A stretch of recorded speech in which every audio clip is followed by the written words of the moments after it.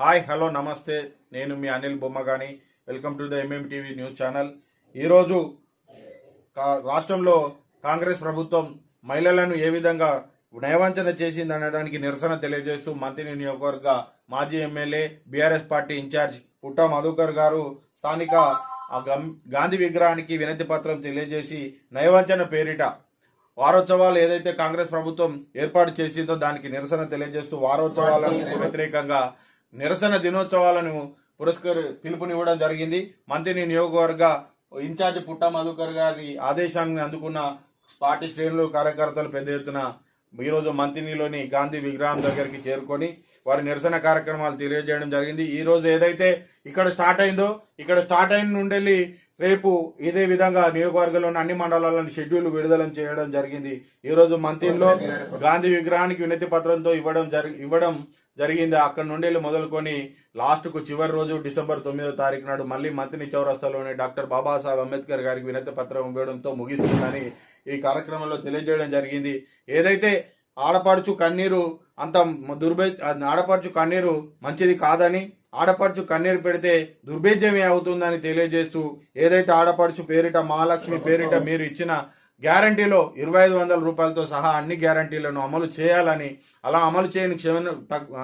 కాని పక్షంలో ప్రజల పక్షాన ఉండి పోరాటం నిరంతరం కొనసాగిస్తామని, మీరు ఇచ్చిన హామీలను నిలబెట్టుకునే వరకు ప్రజాక్షేత్రంలో మిమ్మల్ని నిలదీయక తప్పదని తెలియజేయడం జరిగింది. అదేవిధంగా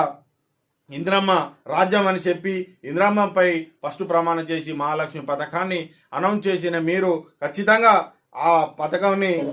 కంటిన్యూ చేసే విధంగా మీరు అమలు చేయాలని, లేని పక్షంలో ప్రజాక్షేత్రంలో ప్రజాకోర్టులో మిమ్మల్ని ముద్దాయిగా నిలబెట్టి రానున్న కాలంలో మీకు తగిన మూల్యం చెల్లించుకోక తప్పదు అని ఏదైతే మేనిఫెస్టో కమిటీ గొప్ప అని చెప్పుకున్న మేనిఫెస్టో కమిటీ చైర్మనే ఈ మంత్రి నియోజకవర్గం యొక్క ప్రాతినిధ్యం వహిస్తున్న ఎమ్మెల్యేనని, ఆయన ఆ రోజు ఏ కారణం చేత అయితే ఇలా హామీలను అన్నింటినీ మేనిఫెస్టోలో చేర్చి వారి అధిష్టానంతో కానీ వారి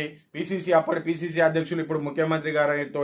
ఏ విధంగానైతే చెప్పించారో ఆ విధంగానే అమలు చేయించే వరకు కూడా ఆయనే బాధ్యత తీసుకోవాలి, లేని పక్షంలో ప్రజలకు బహిరంగ క్షమాపణ చెప్పాలని తెలియజేయడం జరిగింది. తెలంగాణ రాష్ట్రంలో ఇప్పటి వరకు ఇచ్చిన 6 గ్యారంటీల్లో ఒక ఉచిత బస్సు మినహా ఏ గ్యారంటీ పూర్తి స్థాయిలో అమలు కావడం లేదని, పక్కన మహారాష్ట్రలో జరుగుతున్న ఎన్నికల్లో మేము అన్ని పూర్తి చేసినామని 300 కోట్ల తెలంగాణ ప్రజాధనంతో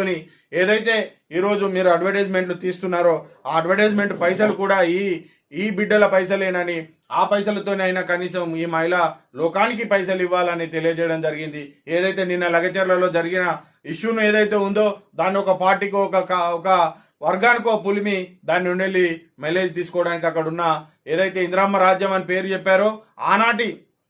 ఎమర్జెన్సీ రోజులను తీసుకురావడం జరిగిందని, ఏదేమైనా దురదృష్టము మా అధికారుల పైన అలాంటి దాడి జరగడాన్ని తీవ్రంగా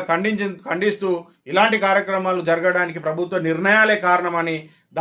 దానిపైన పూర్తి బాధ్యత కూడా ప్రభుత్వమే తీసుకోవాలని, వారు ఏదైతే కోరుకుంటున్నారో వారికి అనుకూలంగా మాత్రమే చేయాలని, వారు భూమిని కోల్పోతున్నామనే వారికి భరోసా కల్పించే విధంగా ప్రభుత్వం చెప్పి వాళ్ళకు నచ్చజెప్పి వారి దగ్గర నుంచి వెళ్ళి ఏదైనా అవసరాలను స్వీకరించాలి. వారికి ఇష్టం లేకపోతే వేరే దగ్గర సంస్థలు నెలకొల్పడానికి అవకాశం ఇవ్వాలి తప్పితే అదే ప్రజలను నిర్బంధం చీకట్లో అర్ధరాత్రి ఇంట్లో ఎవరు లేని సమయంలో ఆడవారి పైన అలాగే దౌర్జన్యం చేసే పోలీస్ అహంకారంతో తీసుకొని జైలులో వేయడం అది హేయమైన చర్యగా భావిస్తున్నామని మంత్రిని మాజీ MLA BRS party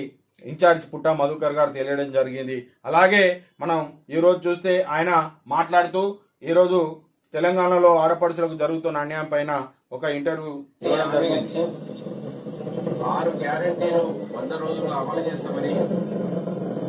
Congress party Telangana ప్రజలను ప్రజా వంచన చేసింది కనుక వాళ్ళు ఈ రోజు నుంచి ప్రజా ఉత్సవాల కార్యక్రమాన్ని తీసుకున్నారు. దానికి నిరసనగా మంత్రి నియోజకవర్గంలో ముఖ్యంగా మా ఎమ్మెల్యే చదువుకున్నవాడు, మా ఎమ్మెల్యే పథకాలు చెప్తున్నాడని నమ్మి మంత్రి నియోజకవర్గంలో ఎక్కువ శాతం ఉన్నటువంటి పట్టణ వర్గాల ప్రజలు, బీసీలు, ఎస్సీలు, ఎస్టీలు, మైనార్టీలు, అగ్రవర్ణాలలో ఉన్న పేదలు నమ్మి చదువుకున్న వ్యక్తి కదా చెప్తున్నాడని నమ్మి ఓటేసి దాదాపు 5వ సారి ఇక్కడ ఆయనకు అవకాశం ఇస్తే ఇప్పటి వరకు ఆయన ప్రాతినిధ్యం వహిస్తున్నటువంటి నియోజకవర్గంలో ఒక్క పథకం కూడా అమలు కాలేదానికి నిరసనగా ఈ ప్రజా వంచన దినాలనే కార్యక్రమాన్ని 20 రోజుల పాటు వచ్చే డిసెంబర్ 9 వరకు కూడా టీఆర్ఎస్ పార్టీ ఆధ్వర్యంలో తీసుకోవడం జరిగింది. ప్రతి ఎమ్మెల్యే ఇవాళ జవాబు చెప్పాలి, శ్వేతపత్రం విడుదల చేయాలి. మీరు ఎన్నికల సమయంలో నేనే మేనిఫెస్టో తయారు చేసిన నన్నంత మేధావిగా రాష్ట్ర కేంద్ర పార్టీ కాంగ్రెస్ పార్టీ నన్ను గుర్తించింది. నా అంత తెలియకలోనే రాష్ట్రంలోనే ఉంది అని చెప్పిన ఎమ్మెల్యే గారు ఏమైందో జవాబు చెప్పాలి ప్రజలకి. ఏదైతే మన పుట్ట మధుకర్ గారు తెలియజేయడం జరిగింది,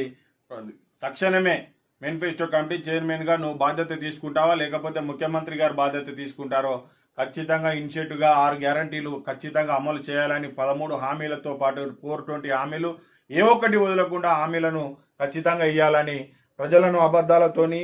మాయ మాటలతోని పోలీస్ పహార మధ్య ఎన్ని రోజులు మీ ప్రభుత్వం కొనసాగదని, ప్రభుత్వం ప్రజా నిర్ణయం మేరకే నడుస్తుందని, రాబోయే కాలంలో ప్రజలు తగిన గుణపాఠం చెప్పే సమయం ఆసన్నమైందని తస్మాత్ జాగ్రత్త అని హెచ్చరిస్తూ ఈరోజు ఏదైతే మన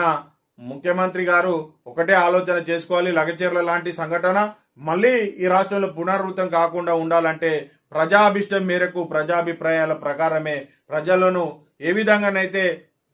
వారు సంతోషంగా ఉంటారో దానిపైన మాత్రమే పూర్తి స్థాయిలో పరిపాలన కొనసాగించాలి తప్పితే ఎవరి కోసమో వ్యక్తుల కోసమో సంస్థల కోసమో ఈ తెలంగాణ రాష్ట్ర ప్రయోజనాలను ప్రజల ప్రయోజనాలను పరంగా పెట్టే విధంగా మాత్రం ఉండకూడదని